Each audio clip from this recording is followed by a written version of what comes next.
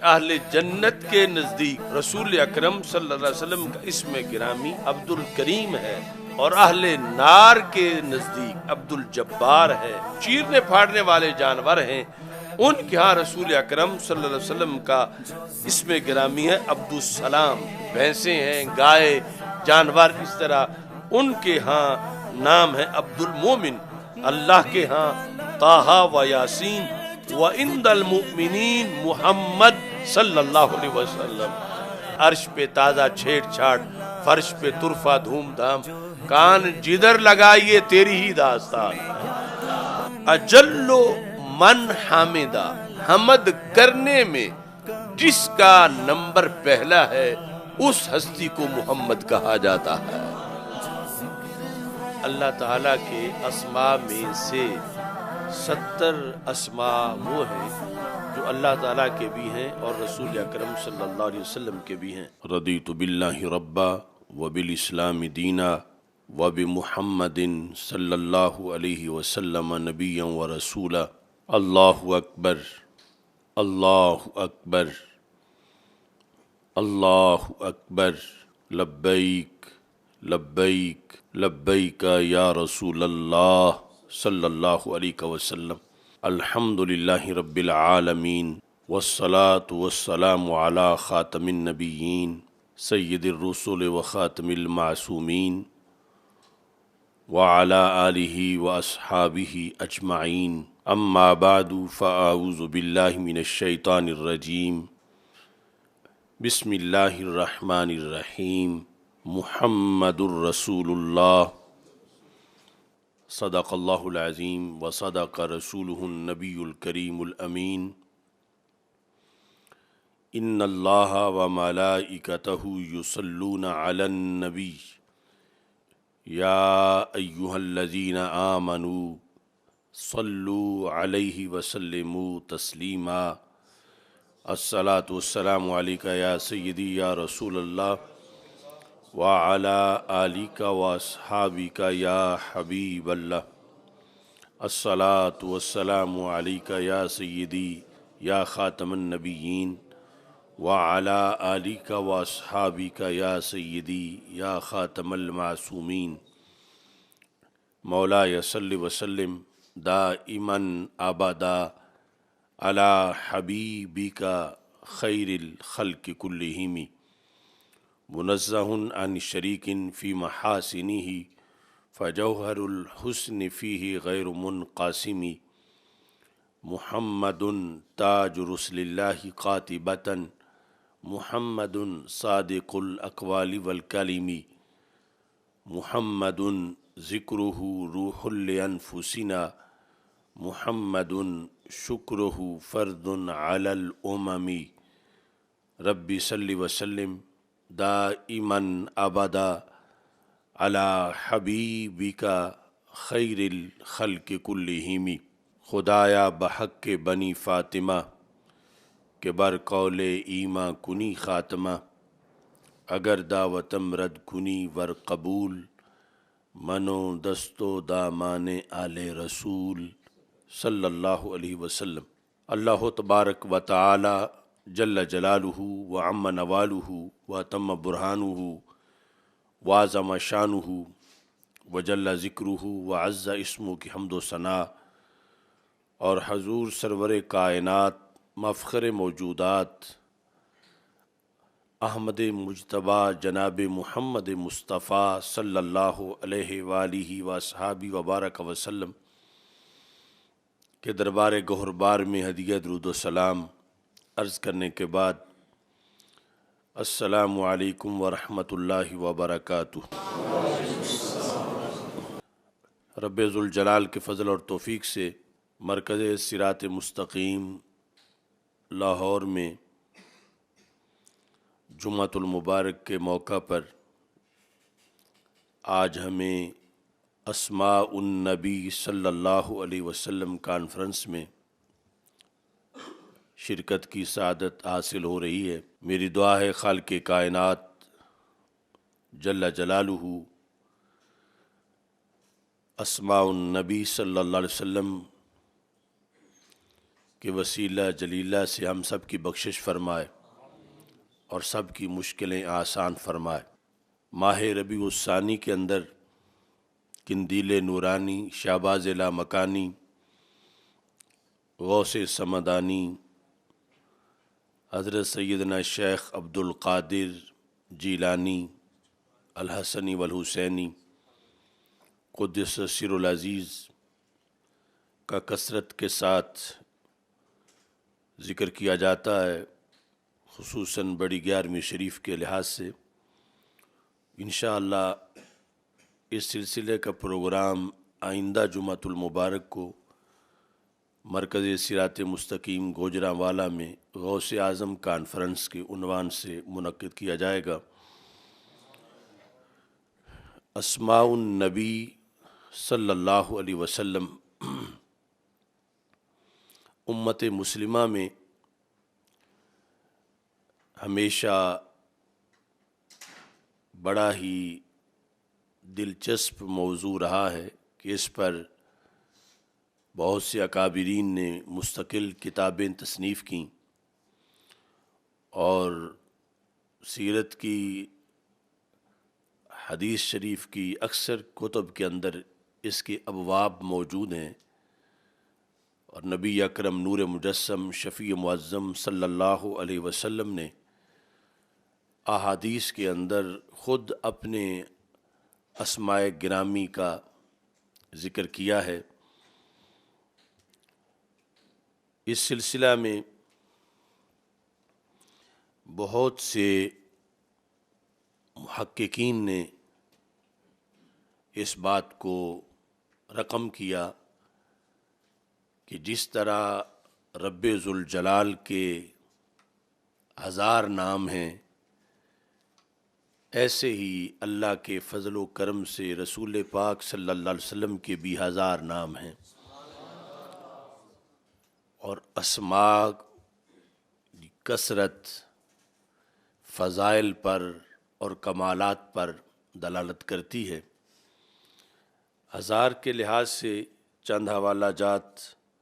پیش کرتے ہوئے اپنی گفتگو کو آگے بڑھاتا ہوں۔ الکاشف عن حقائق السنن جو مشکوٰۃ شریف کی شرح ہے، اس کے اندر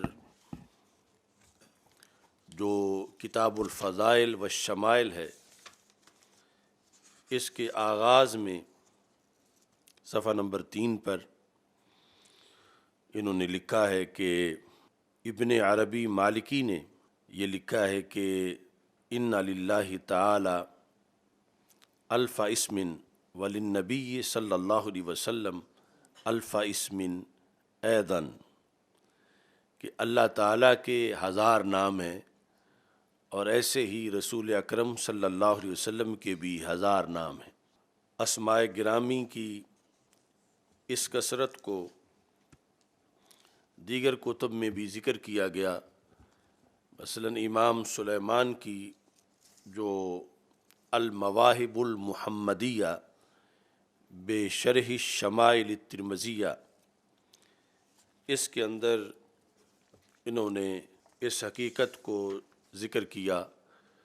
صفحہ نمبر 368 جلد نمبر 2۔ وقد نقل ابو بکر ابن العربی فی کتاب الاحوزی فی شرح جامع ترمذی عن بعضهم ان للہ تعالی الف اسم وللنبی صلی اللہ علیہ وسلم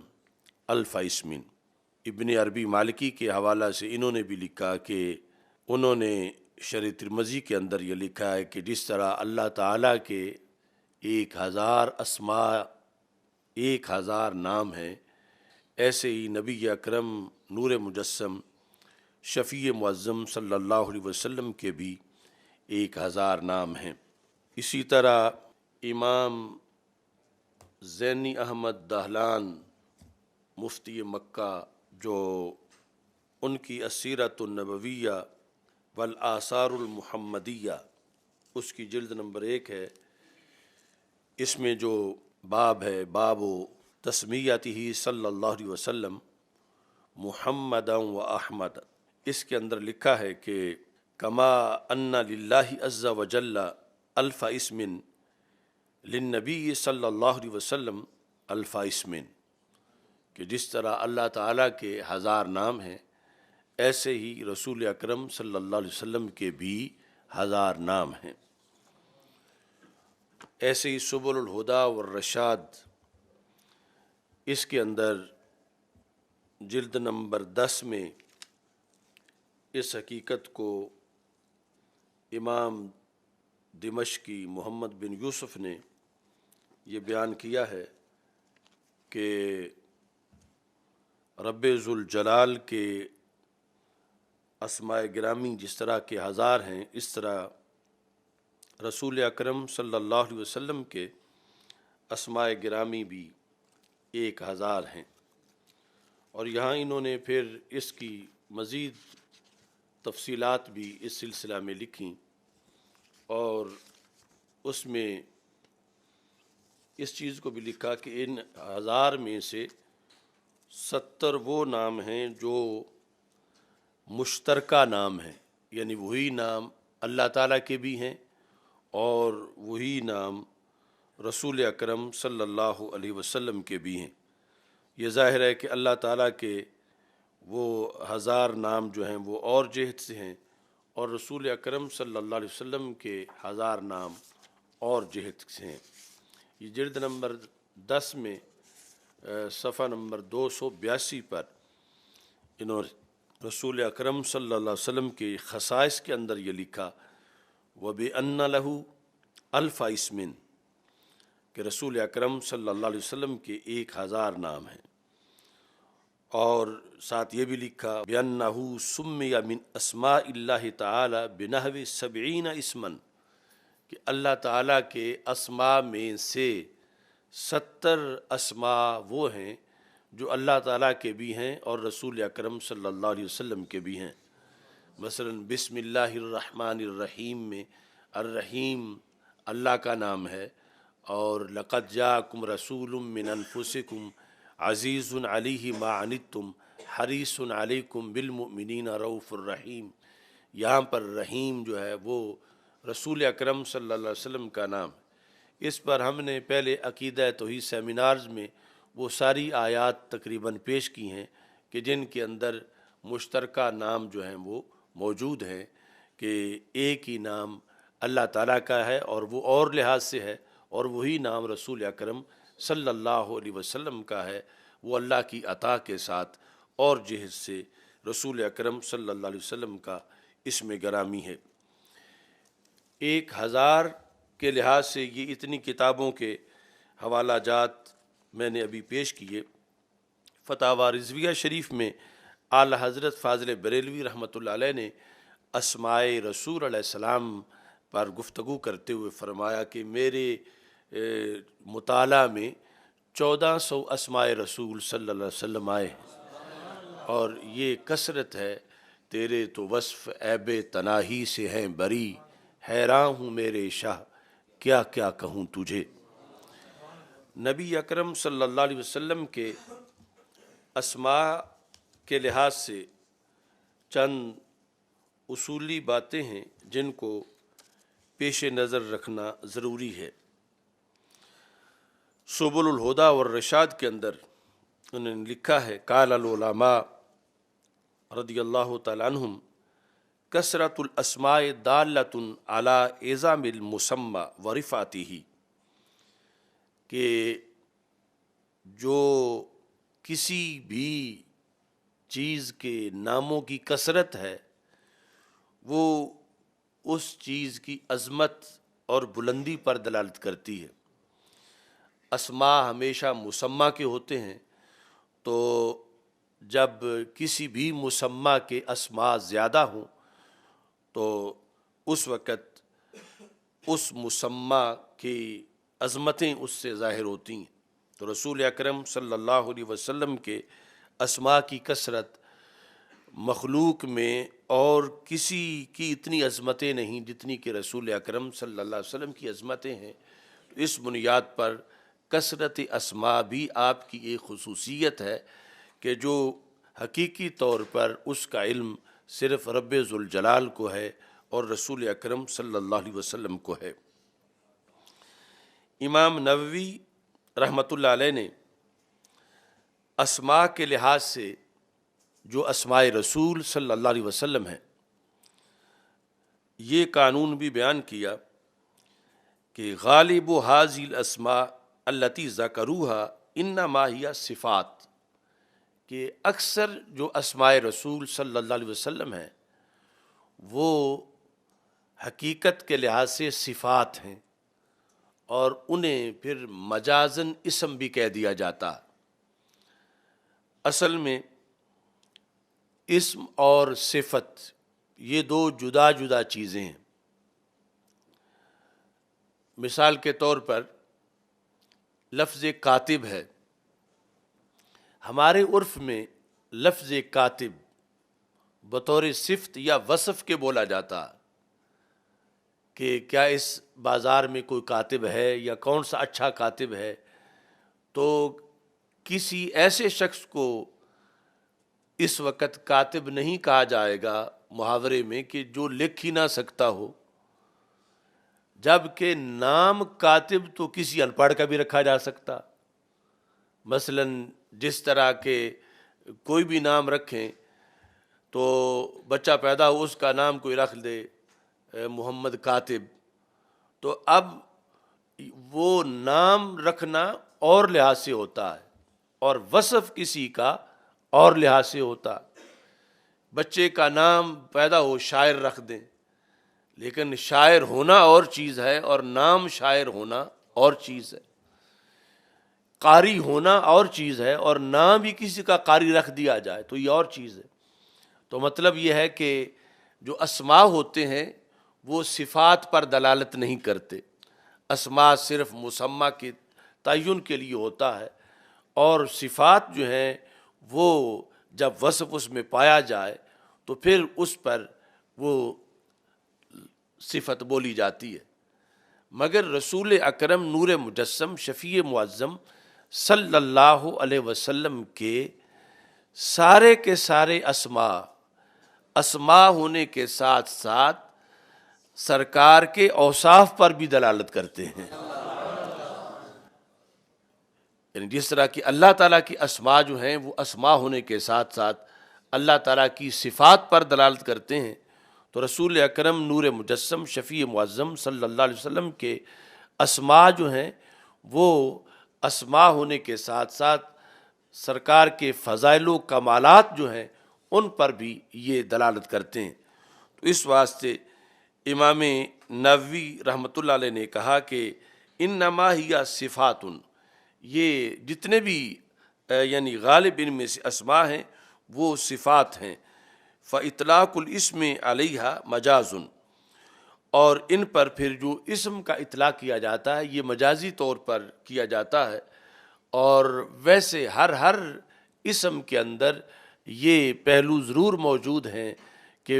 وہ جہاں رسول پاک صلی اللہ علیہ وسلم کی اسمیت کے لیے استعمال ہوتے ہیں وہاں نعت کے لیے اوصاف و کمالات کے لیے بھی استعمال کیے جاتے ہیں۔ یہاں پر ایک سوال کے بعد اس کی مزید یہ وضاحت کی گئی کہ رسول اکرم صلی اللہ علیہ وسلم کے جو اسماء ہیں ان کی ایک اور امتیازی شان بھی ہے، جس طرح کہ رب ذوالجلال کے اسماء کے لحاظ سے تو یہ قطعی عقیدہ ہے کہ اللہ تعالیٰ کی اسماء توقیفی ہیں۔ توقیفی کا یہ مطلب ہے کہ صرف وہی اللہ کی اسماء بولے جا سکتے ہیں اور ان کے ذریعے اللہ کا ذکر کیا جا سکتا ہے جو اللہ تعالیٰ نے خود بتائے ہیں، وہ قرآن مجید میں آئے ہوں، وہ تورات میں آئے ہوں، زبور انجیل صحائف میں آئے ہوں، یعنی جو ان تحریف کے بغیر اصل کتابیں ہیں، یا پھر رسول اکرم صلی اللہ علیہ وسلم کی حدیث میں ہے کہ سرکار نے وہ بیان کی ہیں۔ یہ توقیفی ہونا یعنی ایک اجماعی عقیدہ ہے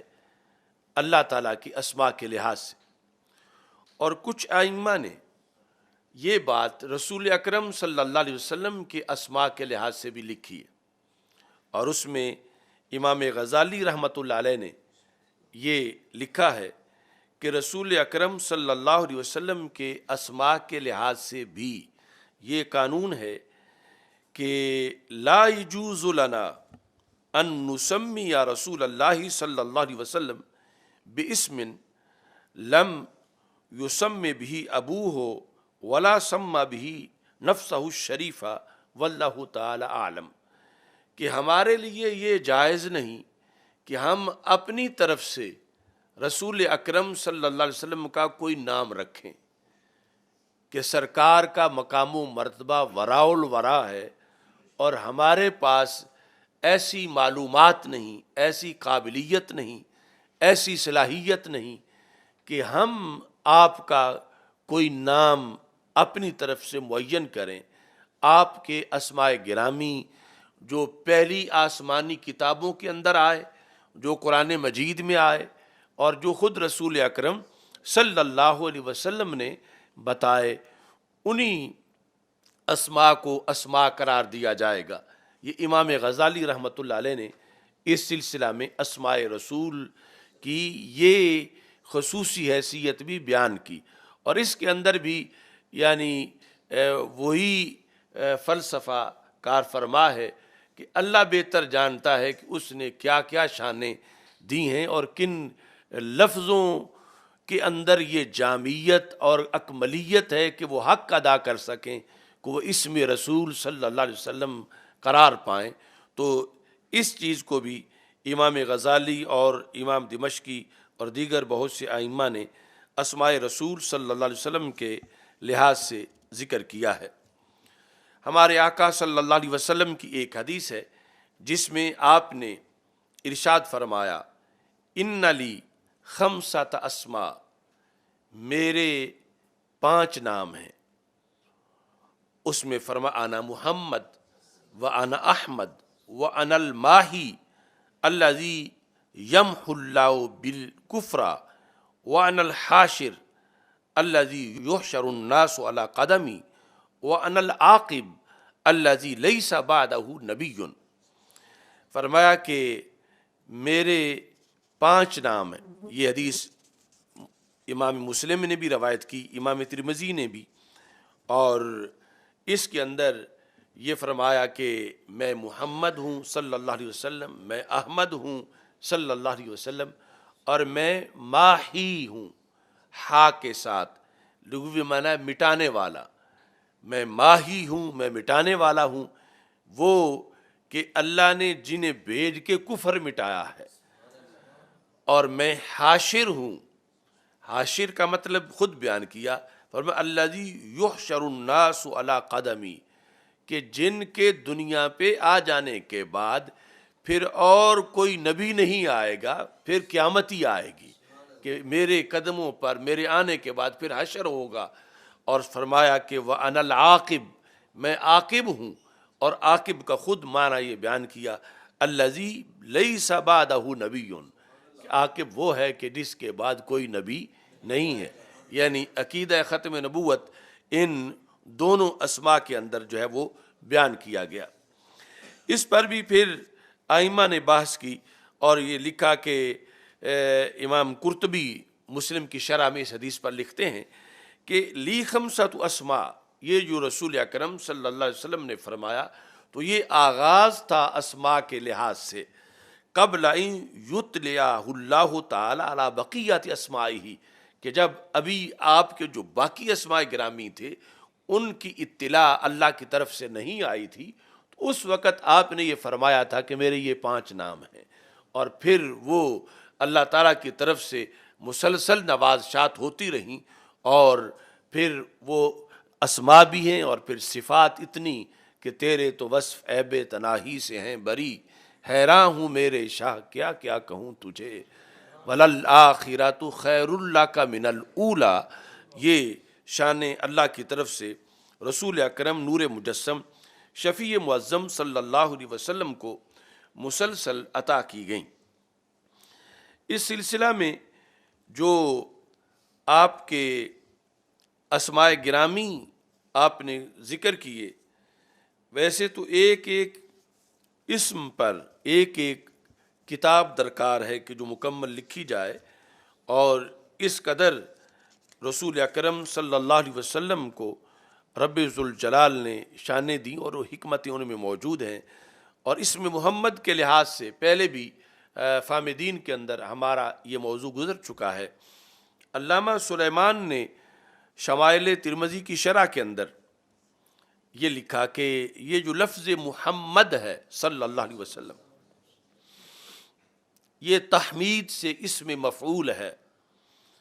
اور یہ مبالغہ کے لیے، مبالغہ یعنی کثرت بیان کرنے کے لیے اسے اسمیت سے وصفیت کی طرف نقل کیا گیا ہے۔ تو ہمارے آقا صلی اللہ علیہ وسلم کو کس لیے محمد کہا جاتا ہے صلی اللہ علیہ وسلم، یعنی یہ ہے اسمیت سے وصفیت کی طرف منتقل ہونے کی وجہ سے۔ ویسے تو ہو سکتا ہے نا کہ ایک بندہ جو ہے وہ نام اس کا کسی نے قاری رکھا، مگر اتفاق ناظرہ پڑھنے کا زندگی بھر اس کو نہ ہوا اور لوگ اس کو قاری کہتے رہتے ہیں۔ اب وہاں پر کوئی کہے کہ اس کے قاری ہونے کی وجہ بیان کرو، تو یہ نہیں کہا جائے گا کہ یہ پوری دنیا میں سب سے اچھا قرآن پڑھتا ہے اس لیے اس کو قاری کہا جاتا ہے، وہ تو کسی نے نام رکھ دیا۔ مگر ہمارے آقا صلی اللہ علیہ وسلم کا جو اسم گرامی اللہ کی طرف سے الہام کے ساتھ، حضرت عبد المطلب رضی اللہ تعالی عنہ کو جو اللہ کی طرف سے الہام ہوا اور آپ کا اسم گرامی محمد صلی اللہ علیہ وسلم رکھا گیا، تو اس کی پھر کئی وجوہات تھیں۔ ایک تو خود جب حضرت عبد المطلب رضی اللہ تعالی عنہ سے پوچھا گیا کہ آپ نے جو ویسے عربوں میں رواج تھا کہ باپ دادا کے ناموں پہ نام رکھے جاتے ہیں، اس سے ہٹ کر آپ نے یہ نام رکھا، تو کیا وجہ ہے؟ تو آپ نے فرمایا کہ یہ میں نے اس لیے رکھا کہ یہ وہ ہستی ہیں کہ جن کی زمین پہ بھی حمد کی جائے گی اور آسمانوں پہ بھی حمد کی جائے گی، یعنی حمد بمعنی تعریف۔ تو یہاں ائمہ نے پھر جو وجوہات بیان کی کہ رسول اکرم صلی اللہ علیہ وسلم کو اسم محمد صلی اللہ علیہ وسلم کے ساتھ کس لیے تعبیر کیا گیا، کیونکہ یہ اسمیت ہے جو وصفیت کی طرف منتقل ہوئی، اور یہ محض اسم نہیں بلکہ اوصاف کا مجموعہ ہے۔ تو اس سلسلہ میں سب سے پہلی وجہ بیان کی گئی لکثرت خصالہ المحمودہ، کہ آپ صلی اللہ علیہ وسلم کی ذات میں محمود اس کو کہتے ہیں جس کی حمد کی جائے، جس کی تعریف کی جائے۔ آپ کی ذات میں وہ خصائل کثرت سے موجود ہیں جن خصائل کی تعریف و توصیف کی جاتی ہے، یعنی ہر اچھی خصلت آپ میں موجود ہے۔ محمود خصائل کی کثرت کی بنیاد پر آپ کی ذات کو ہی محمد کہہ دیا گیا ہے، کہ آپ کی ذات میں خصائل ایسے ہیں، اوصاف کمالات ایسے ہیں، ایسا خلق ہے، ایسا کردار ہے، ایسی سیرت ہے کہ جو محمود ہے۔ عربی زبان میں دو چیزیں اپوزٹ ہیں، ایک ہوتا ہے مذموم، دوسرا ہوتا ہے محمود۔ مذموم وہی لفظ ہے جو اردو میں ہم کہتے ہیں فلاں نے فلاں کی مذمت کی، اور محمود کہ فلاں نے فلاں کو اپریشیٹ کیا اور اس کی تعریف کی۔ تو لفظ حمد جو ہے اس کے لحاظ سے ایک یہ بھی غلط فہمی ہے، وہ یا اردو ادب کی ایک اپنی اصطلاح ہے کہ کہا جاتا ہے کہ نعت وہ ہے جو رسول اکرم صلی اللہ علیہ وسلم کی تعریف ہو، اور حمد وہ ہے جو اللہ تعالیٰ کی تعریف ہو۔ تو عربی زبان میں یا شریعت میں یہ کوئی تقسیم نہیں، یعنی شریعت میں رسول پاک صلی اللہ علیہ وسلم کی تعریف کو بھی حمد کہا گیا ہے، اور اسی وجہ سے آپ کو محمد کہا گیا ہے۔ تو اس بنیاد پر یعنی لفظ حمد یا نعت یا صفت، یہ ساری چیزیں رسول اکرم صلی اللہ علیہ وسلم کے لیے بھی ان کا استعمال شریعت میں موجود ہے۔ تو لکثرت خصالہ المحمودہ، کہ آپ کی ذات ہی مخلوقات میں اس لائق قرار پائی پوری تاریخ میں کہ آپ کو محمد کہا جائے صلی اللہ علیہ وسلم، چونکہ سب سے بڑھ کر اللہ نے محمود خصائل آپ کو عطا فرمائی ہیں۔ دوسرے نمبر پر او لأنہ حمد مرتم بعد اخرى، دوسری وجہ آپ صلی اللہ علیہ وسلم کو محمد کہنے کی یہ ہے کہ محمد ہے مبالغہ تحمید کا، کثرت پائی جائے، تو کہا کہ لِأَنَّهُ حُمِدَ مَرَّةً بَعْدَ أُخْرَى، آپ کی ہستی وہ ہستی ہے کہ جن کی حمد، تعریف اور توصیف میں کوئی انقطاع نہیں، بلا تعطل، ہر گھڑی جن کی تعریف کی جا رہی ہے۔ لِأَنَّهُ حُمِدَ مَرَّةً بَعْدَ أُخْرَى، یکے بعد دیگرے، مسلسل، یعنی وہ فرشی بھی کر رہے ہیں، عرشی بھی کر رہے ہیں، انسان بھی کر رہے ہیں، دیگر مخلوقات بھی کر رہی ہیں۔ اور پھر یہ جو آیت کریمہ ہے ان اللہ و ملائکتہ یصلون علی النبی، امام ابو العالیہ جو کہ تابعین میں بہت بڑے امام ہیں، انہوں نے اس کی تفسیر میں یہ لکھا کہ یہ جو اللہ کی صلاۃ ہے یہ کیا ہے؟ یصلون ثناؤہ علیہ عند الملائکہ، کہ اللہ کی صلاۃ یہ ہے کہ وہ فرشتوں کے سامنے رسول پاک صلی اللہ علیہ وسلم کی ثنا کرتا ہے۔ ثنا کا لفظ ہے، ثناؤہ علیہ عند الملائکہ، اور یہ اللہ کی ذات ازلی ہے، ابدی ہے، دائمی ہے، اور اس پر زوال نہیں، ہمیشہ سے ہے۔ اور یہ جو اللہ کی طرف سے توصیف ہے رسول اکرم صلی اللہ علیہ وسلم کی، اس میں انقطاع ہے ہی نہیں، تو جن کی بار بار تعریف کی جائے، ولادت سے پہلے، ولادت کے بعد، قیامت کے دن، ہمیشہ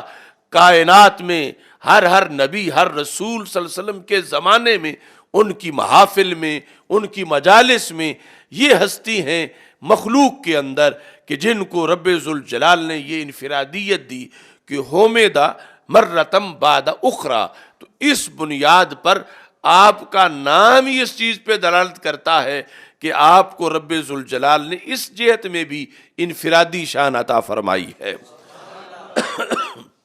تیسرے نمبر پر لِأَنَّ اللَّهَ تَعَالَى حَامِدَهُ حَمْدًا كَثِيرًا بَالِغًا غَایَةَ الْکَمَالِ وَكَذَا الْمَلَائِکَةُ وَالْأَنْبِیَاءُ وَالْأَوْلِیَاءُ، کہ محمد صلی اللہ علیہ وسلم اس ہستی کو کہا جاتا ہے کہ جن کی حمد جو ہے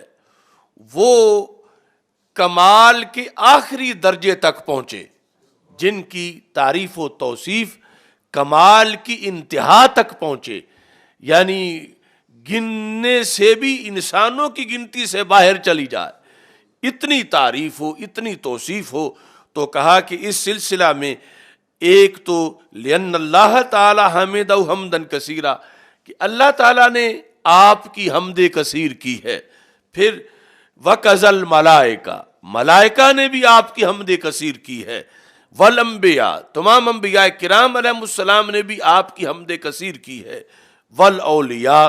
اور سارے اولیاء نے بھی جو مختلف امتوں میں تھے اور اس امت میں، انہوں نے بھی آپ کی حمد کثیر کی ہے۔ تو جس ہستی کی حمد کے اتنے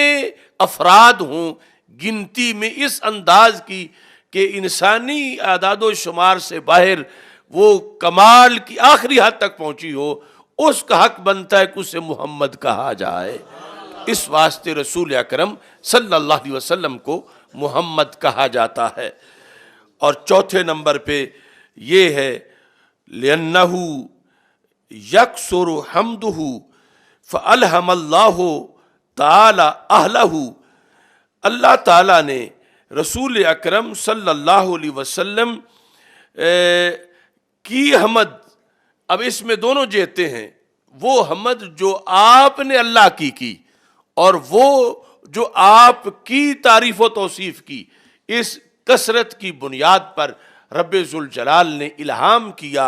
حضرت عبد المطلب کو رضی اللہ تعالیٰ عنہ کہ انہوں نے رسول اکرم نور مجسم شفیع معظم صلی اللہ علیہ وسلم کا وہ نام رکھا کہ جو کائنات کا منفرد نام ہے، اور اس میں وہ ساتھ ہی دیگر اوصاف و کمالات کی دلالت کے ختم نبوت پر بھی دلالت کرتا ہے، چونکہ حمد اختتام پہ ہوتا ہے، حمد کا اظہار وآخر دعوایا ان الحمد للہ رب العالمین۔ جب تقریر ختم ہوتی ہے تو یہ بولا جاتا ہے، یعنی یہ کوئی نہ بھی کہے کہ میں تقریر ختم کر رہا ہوں تو لوگ سمجھ جاتے ہیں اب تو انہوں نے یہ پڑھ دیا وآخر دعوانا یا دعوایا ان الحمد للہ رب العالمین، تقریر ختم ہو گئی۔ اور قرآن مجید میں وآخر دعواہم ان الحمد للہ رب العالمین، اہل جنت کی آخری گفتگو یہ ہوگی الحمد للہ رب العالمین۔ تو حمد پر اختتام ہوتا ہے، تو کسی بھی نبی کا نام حمد سے مشتق نہیں کیا گیا تھا، انہی کا کیا گیا جنہیں سب سے آخر میں بھیجا گیا۔ اور یہ نام جو ہے یعنی یہ ختم نبوت پہ دلالت کر رہا ہے۔ خود یعنی کلمہ اسلام کے اندر لا الہ الا اللہ محمد الرسول اللہ صلی اللہ علیہ وسلم، یہ لفظ محمد جیسے سرکار کی ذات پہ اور دیگر صفات پہ دلالت کر رہا ہے، ایسے ہی ختم نبوت پر بھی دلالت کر رہا ہے کہ رب ذوالجلال نے اتنا جامع نام ہمارے آقا صلی اللہ علیہ وسلم کو یہ عطا فرمایا ہے۔ اس میں مزید جو اس کے نکات ہیں وہ تو مستقل موضوع ہے۔ یہ جو شفا شریف کی شرح، شفا قاضی ایاز کی، اس کی شرح جو ملا علی قاری نے کی ہے، اس میں انہوں نے یہ لکھا کہ فہو صلی اللہ تعالی علیہ وسلم اجل من حامدہ و افضل من حمدہ، کہ رسول اکرم صلی اللہ علیہ وسلم کو جو محمد کہا جاتا ہے، تو قاضی ایاز نے یعنی متن میں یہ لکھا کہ اجل من حامدہ، من حامدہ، اللہ کی جس نے بھی حمد کی، اللہ کی مخلوق میں سے، ایک تو اللہ اپنی ثنا خود بھی کرتا ہے، اس سے علیحدہ مخلوقات میں فرشتے، انسان، جن، انبیاء، رسل، صدیق، شہید، کائنات کا پتہ پتہ، اجل من حامدہ، جس نے بھی اللہ کی حمد کی، ان میں سے حمد کرنے میں جس کا نمبر پہلا ہے اس ہستی کو محمد کہا جاتا ہے۔ اجل من حامدہ، کہ حمد کرنے والوں میں سپرلیٹو ڈگری، حمد کرنے والوں میں جن کا پہلا نمبر ہے، اور دوسری طرف وَأَفْضَلُ مَنْ حُمِدَ، اللہ کی مخلوق میں جن کے اوصاف و کمالات بیان کیے جائیں اور اس لحاظ سے جن کا نمبر پہلا ہے کہ سب سے بڑھ کر ان کی شانیں بیان کی گئی ہیں، تو اس بنیاد پر بھی ہمارے آقا صلی اللہ علیہ وسلم پہلے نمبر پہ ہیں۔ افضل من حمدہ، جس کی بھی تعریف کی گئی، جس کی بھی توصیف کی گئی، ان میں سے جو سب سے افضل ہیں اس ذات گرامی کو محمد صلی اللہ علیہ وسلم کہا جاتا ہے۔ یہ قاضی ایاز رحمۃ اللہ علیہ نے لکھا، اور پھر اس کا خلاصہ اس طرح لکھا، جو عربی لغت کی جو سمجھ ہے اس کے لحاظ سے اس میں بہت لذت ہے۔ آپ لکھتے ہیں فَهُوَ احمد المحمودین و احمد الحامدین، احمد المحمودین و احمد الحامدین۔ احمد، اب محمد کے ساتھ احمد، احمد بھی اس میں تفضیل کا صیغہ ہے، تو ایک ہے حامد، حمد کرنے والا، ایک ہے محمود جس کی حمد کی جائے۔ تو ہمارے آقا صلی اللہ علیہ وسلم حامد بھی ہیں، محمود بھی ہیں، یعنی آپ اللہ کی حمد کرنے والے ہیں اور آپ کی حمد کی جاتی ہے۔ تو حامد کی جمع ہے حامدون، اور وہ پھر نسبی جری حالت حامدین۔ تو حامدین کی اگر لسٹ بنائی جائے، حامدین کی،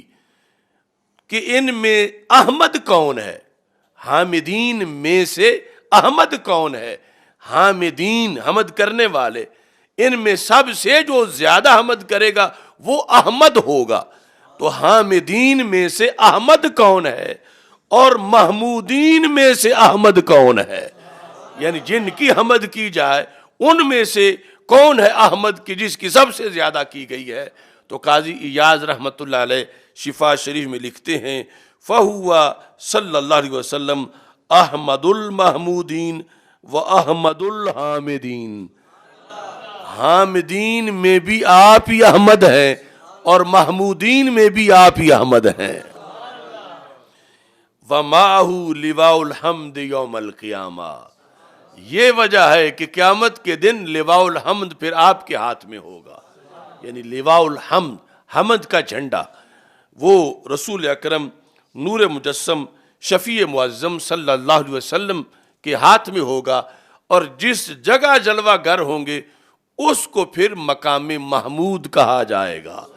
کہ جو کھڑے ہیں ان کی اتنی حمد کی گئی کہ اب آگے اس جگہ کی بھی حمد کی جا رہی ہے جہاں پہ جلوہ گر ہے، وہ مقام بھی مقام محمود ہے اور جھنڈا لواء الحمد ہے۔ اور پھر پوری کائنات میں پہلے انسان سے لے کر آخری انسان تک سب اول آخر کوئی بھی ایسا نہیں ہوگا کہ جو میدان معاشر میں آپ کی حمد نہ کر رہا ہو، یعنی دنیا میں جتنے بڑے بڑے دشمن تھے وہاں مجبور ہوں گے اور حمد ان کی زبان سے جاری ہوگی رسول اکرم صلی اللہ علیہ وسلم کی، اور اول آخر سب آپ کی حمد کر رہے ہوں گے، لیکن جنہوں نے دنیا میں کی ہے ان کا نام قیامت میں اللہ کی طرف سے حمادون قرار پائے گا، یعنی سرکار کی پوری امت کا یہ لقب ہوگا حشر میں بھی کہ یہ حمادون ہیں، یہ وہ ہیں جنہوں نے دنیا میں لفظ کے ساتھ، زبان کے ساتھ، قلم کے ساتھ یا سننے کے ساتھ، سنانے کے لحاظ سے کسی طرح بھی رسول اکرم صلی اللہ علیہ وسلم کی حمد کی ہے، تو اس ساری امت کو حمادون کہا جائے گا، اور حمد کا جھنڈا رسول اکرم نور مجسم شفیع معظم صلی اللہ علیہ وسلم کے ہاتھ میں ہوگا۔ ہمارے آقا صلی اللہ علیہ وسلم کے جو مختلف اسماء ہیں اور ان کی کثرت ہے، اس کا ایک انداز اس لحاظ سے بھی ہے کہ کچھ سپیشلائزیشن مخلوقات کے لحاظ سے ہے اور حالات کے لحاظ سے ہے، کہ ہمیں تو یہ اللہ نے توفیق دی انسانوں کو کہ مثلا درود تاج پڑھتے ہیں تو کتنے اسماء گرامی آتے ہیں اور کتنے اوصاف و کمالات کا اظہار ہوتا ہے۔ بعض مخلوقات کو خصوصی طور پر ایک ایک نام دیا گیا ہے کہ تم نے جب یاد کرنا ہو تو اس کے ساتھ یاد کرو، اگرچہ ہو سکتا ہے کہ دیگر بھی انہیں معلوم ہوں، لیکن وہ اس لفظ سے زیادہ ان کو ٹیسٹ آتا ہے، اور اس لحاظ سے اس مخلوق میں جب رسول اکرم صلی اللہ علیہ وسلم کا جشن منایا جا رہا ہو یا سرکار دو عالم صلی اللہ علیہ وسلم پہ درود پڑھا جا رہا ہو یا آپ کی تعریف و توصیف کی جا رہی ہو، تو پھر اس کے ساتھ وہ تذکرہ کرتے ہیں۔ یہ بھی بڑا دلچسپ عنوان ہے۔ امام حسن بن محمد دامغانی، ان کی کتاب ہے شوق العروس، اس کے اندر انہوں نے حضرت کعب احبار سے اس کو لکھا ہے۔ کعب احبار جو آسمانی کتابوں کے ماہر تھے، اور حضرت فاروق اعظم رضی اللہ تعالیٰ عنہ کے زمانے میں انہوں نے کلمہ پڑھا، اگرچہ زمانہ تو رسول اکرم صلی اللہ علیہ وسلم کا بھی انہوں نے پایا، مگر کلمہ انہوں نے رسول اکرم صلی اللہ علیہ وسلم کے وصال کے بعد حضرت فاروق اعظم رضی اللہ تعالیٰ عنہ کے زمانے میں پڑھا۔ انہوں نے پھر بہت سی چیزیں جو وہ جانتے تھے پہلی کتابوں کی، اس کو پھر روایت کیا، جن کو مرویات کعب احبار کہا جاتا ہے، تو اس کے اندر اس چیز کو ذکر کیا گیا۔ کعب احبار کہتے ہیں اسم النبی صلی اللہ علیہ وسلم عند اہل الجنہ، اہل جنت کے نزدیک رسول پاک صلی اللہ علیہ وسلم کا نام کیا ہے، اہل جنت کے ہاں اسم گرامی کیا ہے۔ اب یہ ان کا ایک بیان ہے حضرت کعب احبار کا، اس میں ایک نام کی صرف خصوصیت مطلب ہے، باقی کی نفی مقصود نہیں ہے کہ باقی نام ان کو نہیں آتے، اہل جنت کو یا باقی سے تذکرہ نہیں ہوتا، یہ مقصد نہیں، بلکہ یہ ہے کہ یہ خصوصی طور پر اہل جنت اس نام سے زیادہ یاد کرتے ہیں۔ کس سے؟ کہتے ہیں عند اہل الجنت عبد الکریم، کہ اہل جنت کے نزدیک رسول اکرم صلی اللہ علیہ وسلم کا اسم گرامی عبد الکریم ہے۔ وعند اہل النار عبد الجبار، اور اہل نار کے نزدیک رسول اکرم صلی اللہ علیہ وسلم کا اسم گرامی عبد الجبار ہے۔ وعند اہل العرش عبد المجید، اور اہل عرش کے ہاں رسول اکرم صلی اللہ علیہ وسلم کا اسم گرامی عبد المجید ہے۔ وعند سائر الملائکۃ عبد الحمید، اور سارے فرشتوں کے ہاں رسول اکرم صلی اللہ علیہ وسلم کا خصوصی نام جو ان کے لحاظ سے مختص کیا گیا ہے وہ عبد الحمید ہے۔ وعند الانبیاء عبد الوہاب، اور انبیاء کرام علیہم السلام کے نزدیک رسول اکرم صلی اللہ علیہ وسلم کا خصوصی نام عبد الوہاب ہے۔ وعند الشیاطین عبد القہار، اور شیاطین کے ہاں خصوصی نام عبد القہار ہے۔ یعنی ذکر تو ہر کسی کو کرنا پڑے گا، اور جہنمی کو بھی کہ کاش کہ ہم ان کا کلمہ پڑھ لیتے، یا شیاطین کہ کاش کہ میں پہلے دن نور کو مان جاتا تو اس طرح نہ دھتکارا جاتا، تو کس طرح وہ تذکرہ کریں گے؟ وعند الشیاطین عبد القہار وعند الجن عبد الرحیم، کہ جنوں کے نزدیک خصوصی نام عبد الرحیم ہے۔ وفی الجبال عبد الخالق، اب پہلے دیگر مخلوقات تھیں، اب پہاڑوں کے اندر، پہاڑ جب محفل میلاد کرتے ہیں، پہاڑوں میں جب تذکرہ ہوتا ہے، وفی الجبال عبد الخالق، پہاڑوں میں آپ کا تذکرہ عبد الخالق سے ہوتا ہے۔ وفی البراری عبد القادر، اور یہ جو بر ہے، خشکی میدانی علاقے، ان کے اندر عبد القادر صلی اللہ علیہ وسلم اس طرح تذکرہ ہوتا ہے۔ وفی البحار عبد المہیمن، اور سمندروں کے اندر رسول اکرم صلی اللہ علیہ وسلم کا تذکرہ عبد المہیمن سے ہوتا ہے صلی اللہ علیہ وسلم۔ ویسے مہیمن آپ کے ناموں میں اسماء گرامی میں بھی ہے، اور مہیمن نگہبان اللہ کا بھی نام ہے، اور رسول اکرم صلی اللہ علیہ وسلم کا بھی نام ہے، اور بہار میں یہ خصوصی نام عبد المہیمن۔ وعند الحیتان، مچھلیاں کیسے ذکر کرتی ہیں خصوصی طور پر؟ وعند الحیتان عبد القدوس، مچھلیوں کا خصوصی ورد عبد القدوس سے ہے۔ وعند الحوام عبد الغیاس، حوام ہے حشرات الارض، یعنی جتنے بھی کیڑے مکوڑے، جس طرح کی بھی ساری اس مخلوقات ہیں، ان سب کے بھی ایک جلسہ ہے، ان کا بھی ورد ہے،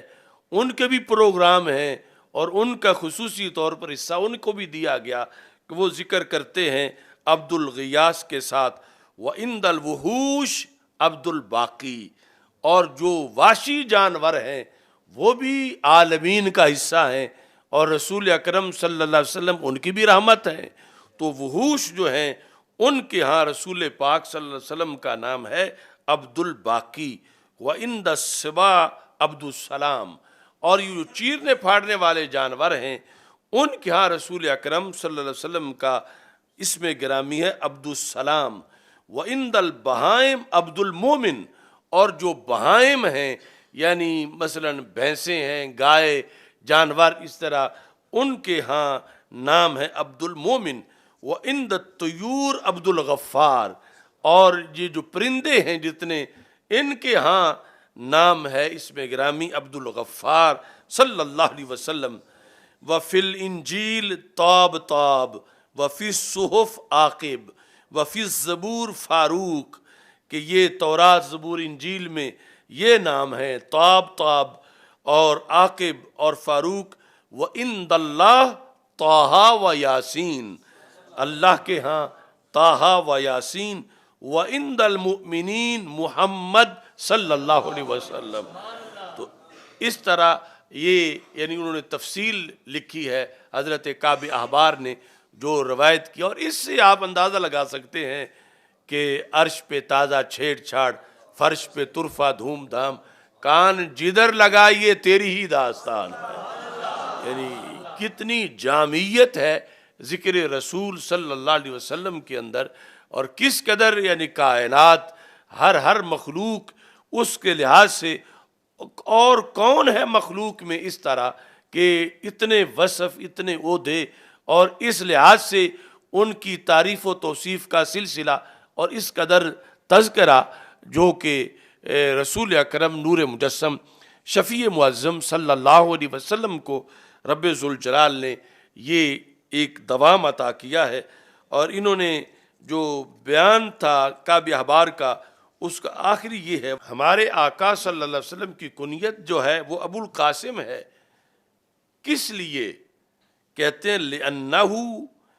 يَقْسِمُ الْجَنَّةَ بَيْنَ أَهْلِهَا، اس واسطے کہ جنتیوں میں آپ جنت تقسیم فرماتے ہیں،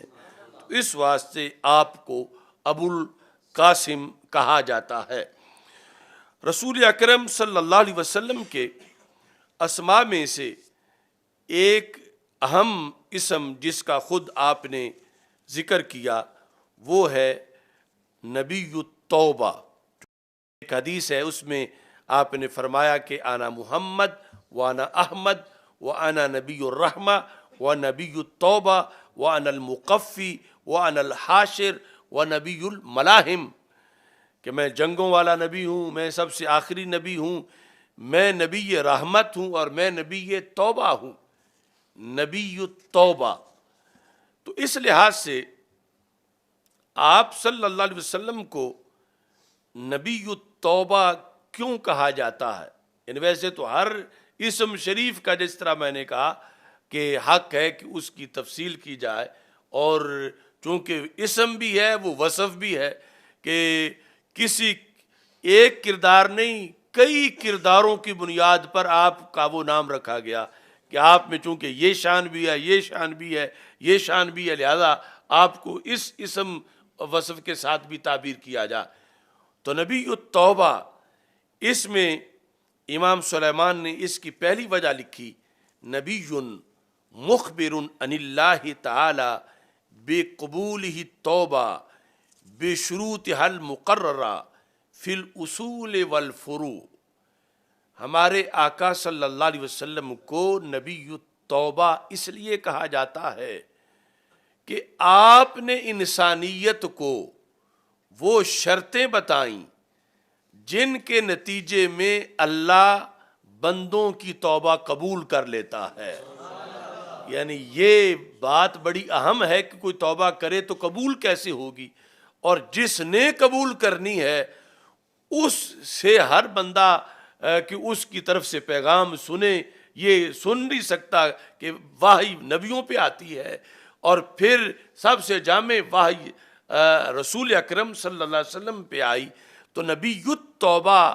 آپ کے القاب، اوصاف اور اسماء میں اس لیے ہے کہ اللہ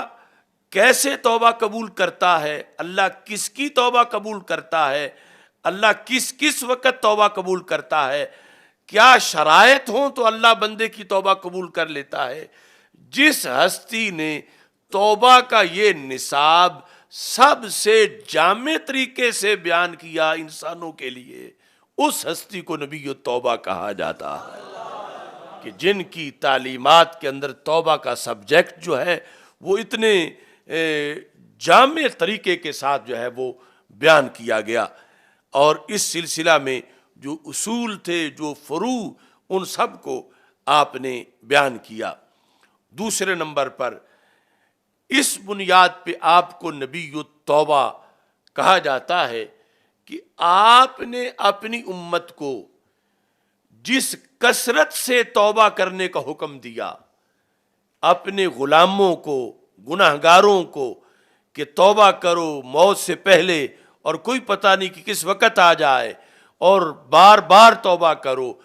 توبہ کی امپارٹنس، اہمیت اور کثرت کا حکم دینے میں سب سے بڑھ کر جن کی شان ہے اس پیغمبر کو نبی توبہ کہا جاتا ہے کہ جنہوں نے یعنی اتنے جامعیت کے ساتھ توبہ کے فلسفے کو بیان کیا اور توبہ کا حکم کہ جس کی بنیاد پر تائبین کی کثرت ہو گئی کہ جنہوں نے توبہ کی برے کاموں سے، گناہوں سے، کفر و شرک سے، اور قیامت تک اس توبہ کا یعنی اربوں کھربوں اس میں تائبین آنے والے ہیں. تو یہ امر دینے والی ذات کہ جن کی امر پر پھر اتنی کثرت ہے، تو اس بنیاد پر آپ کو نبی التوبہ کہا جاتا ہے. تیسرے نمبر پر نبی کثیر التوبۃ الی اللہ تعالی کثیر الرجوع الیہ. تیسری وجہ، یہ خاص وجہ ہے کہ وہ رسول صلی اللہ علیہ وسلم جو خود کثرت سے توبہ کرنے والے ہیں، خود کثرت سے توبہ کرنے والے ہیں، اور جس میں یہ بھی فرمایا کہ فی الیوم 70 مرہ اور 100 مرہ، کہ میں دن میں 70 بار توبہ کرتا ہوں یا 100 بار توبہ کرتا ہوں. اور یہ بھی جاننا یہاں ضروری ہے کہ توبہ کے لفظ کے لیے ضروری نہیں کہ پہلے کوئی گناہ ہو تو پھر توبہ ہو. ہم جیسے جو گناہگار ہیں، ہمارے لحاظ سے توبہ کا لفظ جب بولا جاتا ہے تو مطلب یہ ہے گناہ سے توبہ، غلطی سے توبہ، کسی صغیرہ سے توبہ، کبیرہ سے توبہ، خلاف اولا سے توبہ. اور جب اللہ کے رسولوں کے لحاظ سے، اور بالخصوص رسولوں کے رسول صلی اللہ علیہ وسلم کے لحاظ سے جب اس کا استعمال ہوتا ہے تو وہاں گناہ سے نہیں بلکہ ایک کمال سے اس سے بڑے کمال کی طرف جب سفر ہوتا ہے تو اس کو توبہ سے تعبیر کیا جاتا ہے. تو یہ رسول اکرم صلی اللہ علیہ وسلم نے پھر امت کے لیے سنت بنائی کہ لفظ وہی بولا اپنے اوپر، لیکن مراد اس میں یہ ہے کہ کسی ایسی چیز کے بغیر کہ جس کا تقاضا توبہ ہو، پھر بھی توبہ کا اطلاق کیا، اور پھر بھی کثرت سے کی، تاکہ جن کے دامن پر کوئی میل نہیں، جب وہ اتنی کثرت سے کر رہے ہیں توبہ، تو پھر امت جو محتاج ہے کہ میل دور ہو جائے اور غلطیاں دور ہو جائیں اور معافی مل جائے، انہیں تو بطریق اولا کثرت سے اس کا اہتمام کرنا چاہیے. یہی وہ بات ہے جو سیدنا داتا گنج بخش اجمیری رحمۃ اللہ علیہ نے کشف المحجوب کے اندر اس کی وضاحت کی کہ عام لوگوں پر کچھ لفظ بولے جاتے ہیں اور وہی نبیوں پر بھی بولے جاتے ہیں. تو اس کا یہ مطلب نہیں کہ نبیوں پر ان لفظوں کی نفی کر دی جائے، یا پھر جو عام لوگوں والا مطلب ہے وہی وہاں بھی لیا جائے. فرمایا نہیں، لفظ تو بولا جائے گا مگر مطلب وہ نہیں ہوگا جو عام لوگوں والا ہے. اس سلسلہ میں آپ نے وہ آیت کریمہ پیش کی کہ جس وقت حضرت موسیٰ علیہ السلام نے رب ذوالجلال سے یہ کہا تھا ارنی انظر الیک، اللہ اپنا دیدار کرا، میں تجھے دیکھنا چاہتا ہوں. تو رب ذوالجلال نے فرمایا لن ترانی، آپ ہرگز مجھے نہیں دیکھ سکتے، لیکن انظر الی الجبل فإن استقر مکانہ فسوف ترانی، لیکن آپ پہاڑ کی طرف دیکھیں، اگر وہ جلوے کے بعد برقرار رہا تو آپ مجھے دیکھ لیں گے. فلما تجلی ربہ للجبل جعلہ دکا وخر موسیٰ صاعقا، جب اللہ نے جلوہ گرایا تو حضرت موسیٰ علیہ السلام جلووں میں گم ہو گئے، یعنی جو لغوی معنی بے ہوش ہو گئے، اور پہاڑ ریزہ ریزہ ہو گیا. اس کے بعد جب انہیں ہوش آیا تو ساری بات قرآن میں لکھی ہے، ہوش آیا تو کیا بولے؟ تب تو رب میں نے توبہ کی، تب تو میں نے توبہ کی، یعنی لفظ توبہ کا ہی ہے. تو داتا صاحب نے یہ دلیل پیش کی، فرمایا بتاؤ غلطی کیا تھی جو توبہ کی؟ کوئی گناہ نہیں تھا، تب تو ہے. یعنی حضرت موسیٰ علیہ السلام آپ تب تو فرما رہے ہیں کہ میں نے توبہ کی، تو کوئی معاذ اللہ نہ حرام تھا، نہ کبیرہ تھا، نہ صغیرہ تھا، کچھ بھی نہیں تھا، لیکن تب تو کہا کہ میں نے توبہ کی. تو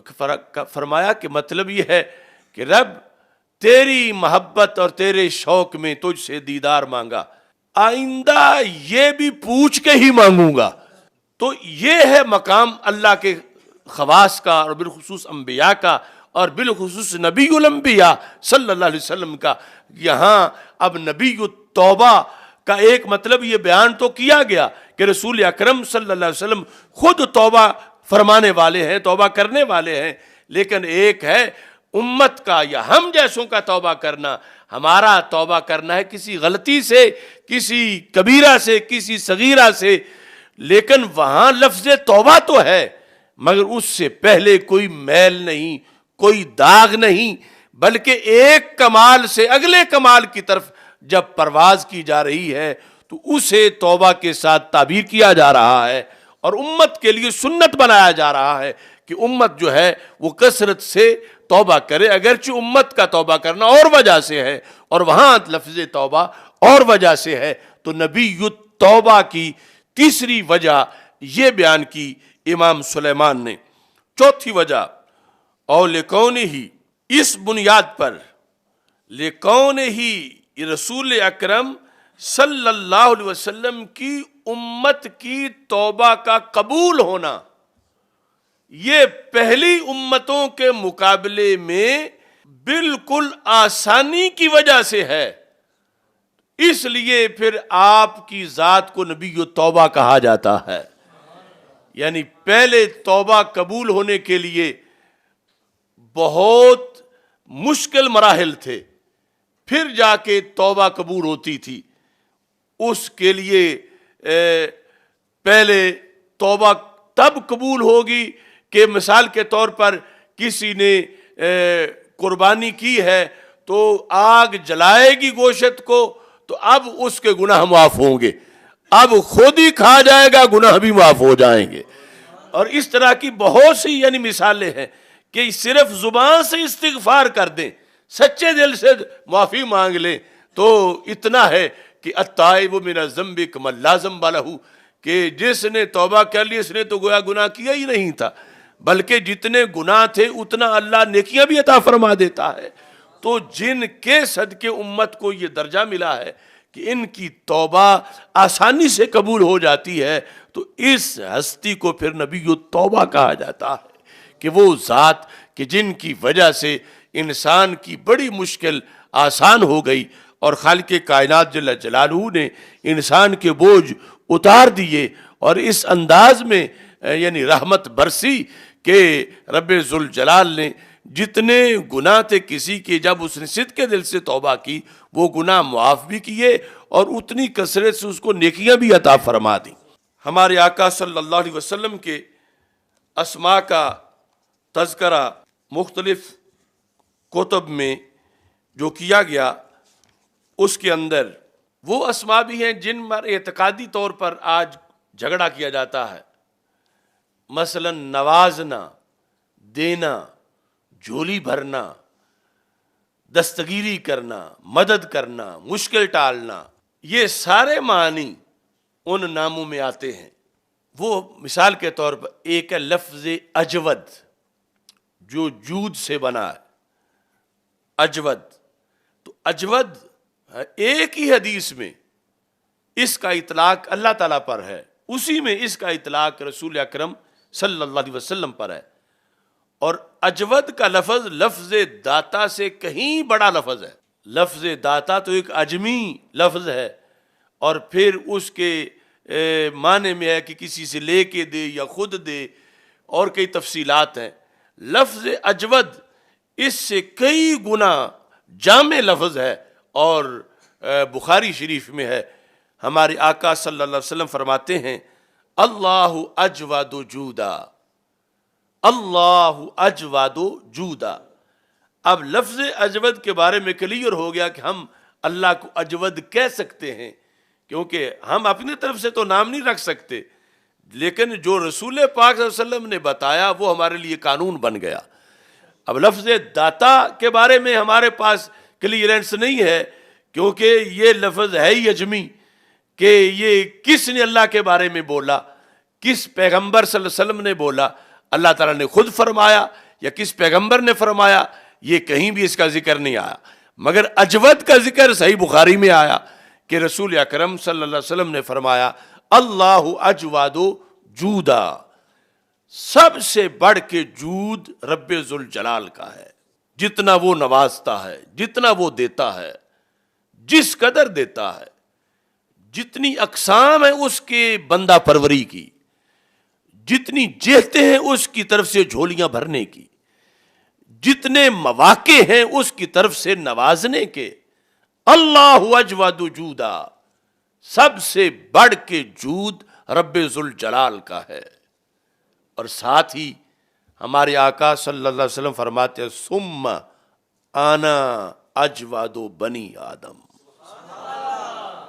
ثم پھر، آنا میں، اجود میں بھی اجود ہوں، ثم انا اجود، اللہ اجود جودا ثم انا اجود، اللہ سب سے بڑھ کے جود والا ہے اور اللہ کے بعد سب سے بڑھ کے جود والا میں ہوں۔ یہ صحیح بخاری ہے، کتاب اللہ کے بعد صحیح ترین کتاب، اس کے اندر اللہ اجود جودا، سب سے بڑھ کے جود اللہ کا ہے، ثم انا اجود بنی آدم، پھر اللہ کے بعد میں، صرف اپنی ظاہری حیات کے لوگوں میں سے، یا اس وقت جو روئے زمین پر ہیں ان میں سے، یا ایک صدی بعد میں سے، یا ایک صدی پہلے میں سے نہیں، فرما آنا اجود بنی آدم، حضرت آدم علیہ السلام سے لے کر قیامت تک جتنی انسانیت ہے میں سب سے بڑھ کے نوازنے والا ہوں۔ آنا اجود بنی آدم، اب اتنی جامعیت ہے ہمارے آقا صلی اللہ علیہ وسلم کے لفظوں میں، یعنی اگر فرماتے نا انا اجود الرسل تو کوئی کہتا رسولوں میں تو سب سے بڑھ کر ہیں، لیکن بادشاہ، مالدار، خزانوں والے، شاید ان کے لنگر خانے اور خزانے پھر سرکار سے بڑھ کے ہوں، ان کا تو ذکر نہیں آیا۔ اور اگر صرف جو اجود الملوک فرماتے تو پھر رسولوں کا رہ جاتا۔ آپ نے فرما آنا اجود بنی آدم، کہ جو بادشاہ ہے یا نبی ہیں یا رسول ہیں یا غوث ہیں یا کتب ہیں، آخر بنی آدم میں تو ہیں۔ آنا اجود بنی آدم،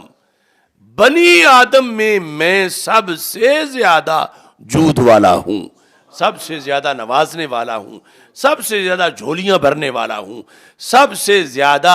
دستگیری کرنے والا ہوں، سب سے زیادہ بنی آدم میں لوگوں کی کشتیاں کنارے لگانے والا ہوں۔ آنا اجود